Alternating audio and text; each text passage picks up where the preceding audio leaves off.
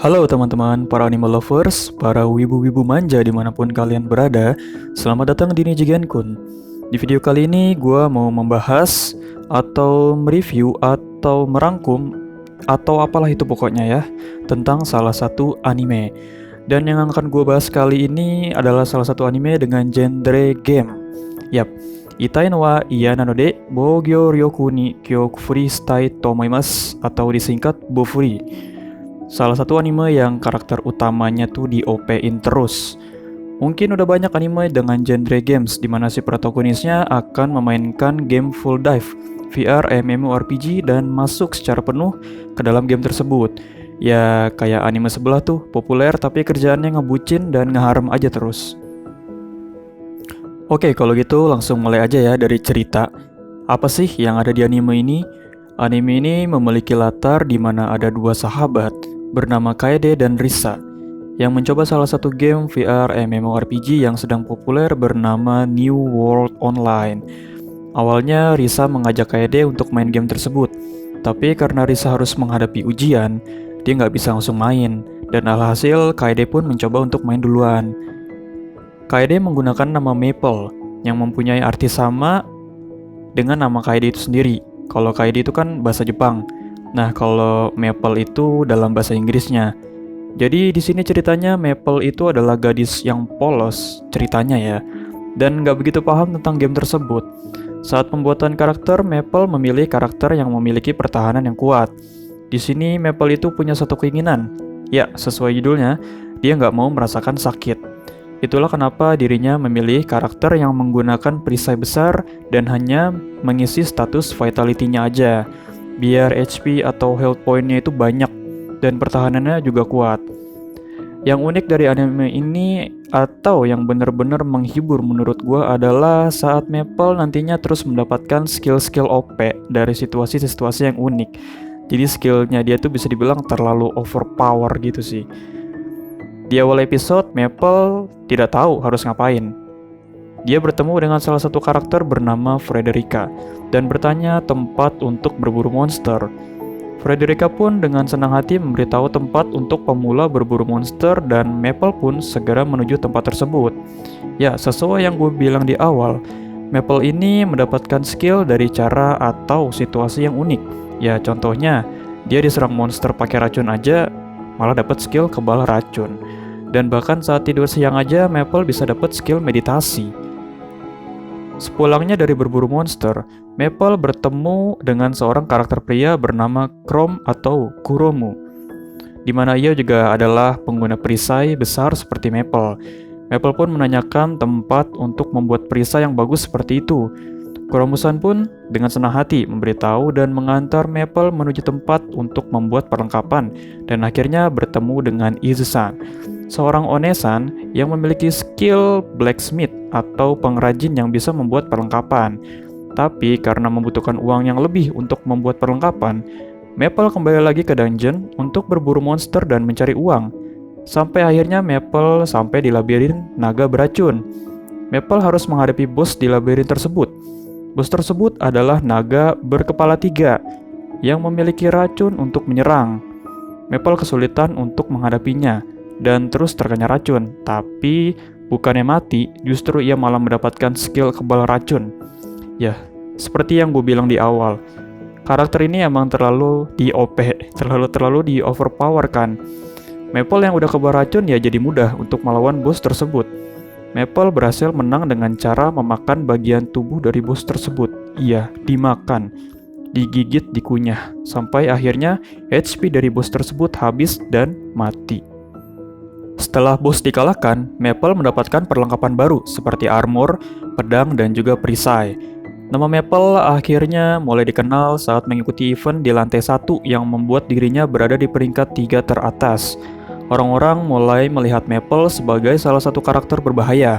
Dengan skill-skill overpower yang dimiliki Maple, Maple pun dengan mudah mengalahkan musuh-musuhnya.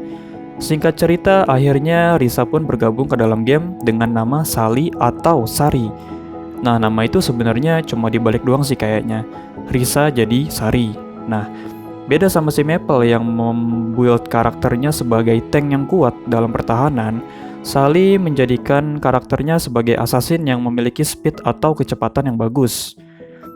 Di sini Maple terus membantu Sally untuk menaikkan level dan statusnya, sampai akhirnya mereka mengikuti event bersama di mana harus mengumpulkan poin dari koin sebanyak-banyaknya. Di event ini, Maple dan Sally yang berjuang dalam satu party bertemu dengan beberapa bos monster yang kuat, dan tentunya juga karakter-karakter lain yang berpartisipasi dalam event tersebut ya. Maple dan Sally juga bertemu dengan Kurom dan berhasil mendapatkan pet mereka masing-masing. Maple mendapatkan pet dengan jenis kura-kura yang diberi nama Sirup, dan Sally mendapatkan pet dengan jenis rubah yang diberi nama Oboro. Saat sedang berjuang mengumpulkan poin, Maple dan Sally bertemu dengan salah satu karakter bernama Kasumi yang menggunakan katana. Ya, pedang katana. Awalnya Kasumi, Maple, dan Sally saling bertarung untuk memperebutkan koin.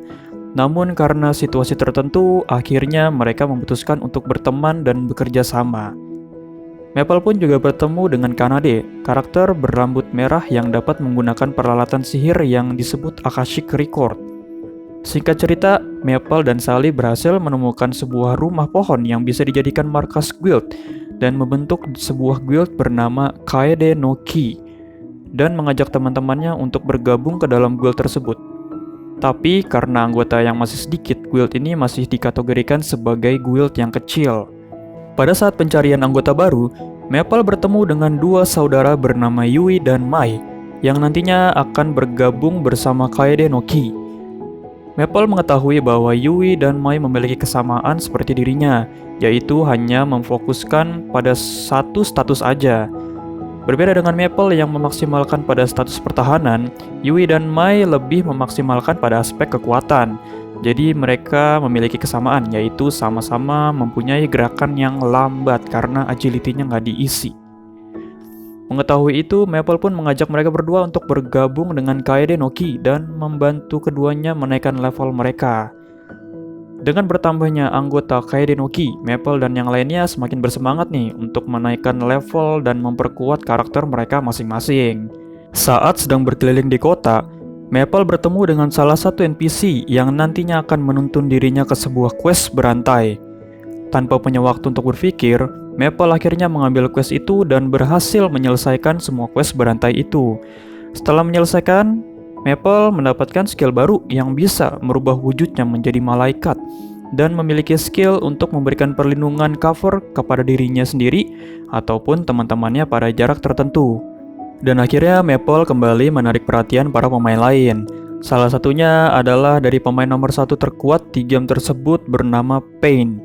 Pain dan anggota guild lainnya mulai penasaran nih dengan sosok Maple yang selalu di OP-in ini.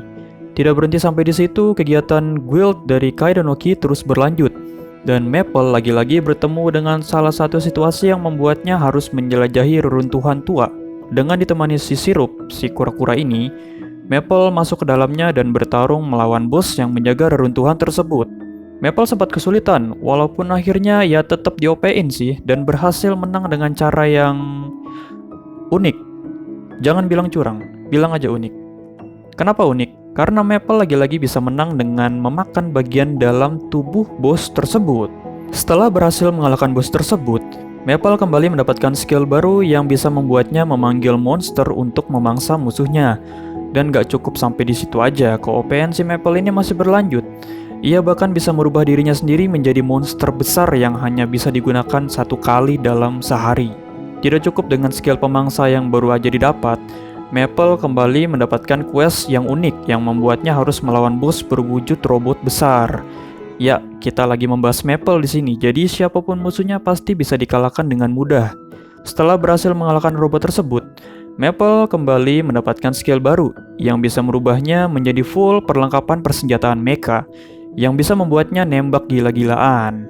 Singkat cerita, setiap anggota guild dari Kaede no Ki berhasil mengembangkan dirinya masing-masing dan bersiap untuk mengikuti kompetisi antar guild, di mana kompetisi tersebut mengharuskan masing-masing guild untuk memperebutkan orb agar mendapatkan poin. Pertarungan antar guild akhirnya dimulai. Kaede no Ki mempercayakan Maple, Yui, dan Mei untuk menjaga markas dan orb mereka agar tidak dicuri. dan mempercayakan Sally dan yang lainnya untuk menyerang dan mendapatkan orb dari guild lain. Perjuangan Maple dan teman-temannya terus berlanjut sampai akhirnya kedua guild besar teratas, Ente no Kuni dan Sudoun Seiken, semakin waspada terhadap guild Kaede no Ki yang terus naik peringkatnya. Pertarungan Maple dan teman-temannya tidak selalu berjalan baik nih. Terlebih lagi saat Sally harus berhadapan dengan Frederica dan penyerangan yang dilakukan oleh Dread ke markas Kaede no Ki membuat formasi di guild tersebut menjadi pecah. Oh iya, Frederica dan Dread ini juga termasuk salah satu anggota dari Sudoun Seiken ya. Dikarenakan itu, mereka membuat keputusan untuk menjalankan rencana B, di mana mereka harus mengirimkan Maple, Yui, dan Mai sebagai penyerang nih. Maple, Yui, dan Mai akhirnya sampai di markas guild dari Ente no Kuni, salah satu guild terkuat yang menduduki peringkat kedua. Di sana pun mereka bertemu dengan para anggota guild tersebut dan sang leader itu sendiri, Mi. Sampai akhirnya Maple dan kawan-kawan pun harus melawan Ente no Kuni. Maple terlihat cukup kesulitan nih saat melawan Mi. Maple menggunakan wujud mekanya dan mengamuk-amuk manja. Tapi kembali lagi, karakter utama kita ini terlalu OP ya. Jadi siapapun lawannya pasti Maple yang menang. Walaupun Mi harus menggunakan jurus andalannya dengan meledakkan dirinya sendiri bersama Maple, tapi Maple pun selamat tanpa ada luka, sehat walafiat, alhamdulillah. Setelah berhasil mengalahkan Ente no Kuni, Maple kembali ke markas untuk membicarakan rencana selanjutnya. Tapi tanpa dugaan, markas mereka diserang oleh guild terkuat yang menduduki peringkat pertama, yaitu Sudoun Seiken. Pain dan yang lainnya terlihat lebih unggul dan terus memojokkan setiap anggota-anggota dari Kaede no Ki. Tapi sekali lagi gue tegaskan ya teman-teman, kita membicarakan Maple di sini, jadi tidak mungkin Maple akan kalah ya. Dan benar aja di saat-saat terakhir Maple menggunakan salah satu jurus andalannya dengan merubah wujudnya menjadi sosok monster dan mengamuk-amuk ria di dalam goa. Maple pun akhirnya berhasil membasmi semua anggota guild dari Sudoun Seiken dan berhasil mempertahankan orb milik mereka. Setelah itu duduk manis dan membicarakan rencana selanjutnya. Dikarenakan Maple masih dalam wujud monsternya itu, Kaede no Ki memutuskan untuk menghancurkan guild-guild kecil terlebih dahulu. Ya singkat cerita, akhirnya guild-guild kecil berhasil dimusnahkan dan sekali lagi Maple menciptakan sejarah keopean dirinya. Ending dari anime ini bisa dibilang cukup memuaskan ya, karena pada akhirnya setelah pertarungan antar guild selesai, ketiga guild menjadi teman dan bertarung bersama. Ya overall menurut gue ini adalah salah satu anime yang cukup menghibur, enak ditonton untuk refreshing namun tetap memiliki animasi battle yang bagus. Perkembangan karakter di anime ini juga menurut gue cukup baik, ya walaupun kita kan sering dibuat garuk-garuk kepala dengan skill-skill yang didapat sama Maple. Anime ini sendiri dikabarkan akan mendapatkan season keduanya yang belum tahu akan tayang kapan. Kalian bisa cek aja di myanimelist.net. Dan sekian rangkuman singkat dari gua untuk anime Bofuri. Mohon maaf jika ada kekurangan, kesalahan kata, dan terima kasih sudah menonton. Like kalau kalian suka videonya, dislike kalau kalian gak suka, dan jangan lupa subscribe juga ya. Gua akan bikin rangkuman tentang anime-anime lainnya lagi. Sampai jumpa di video selanjutnya.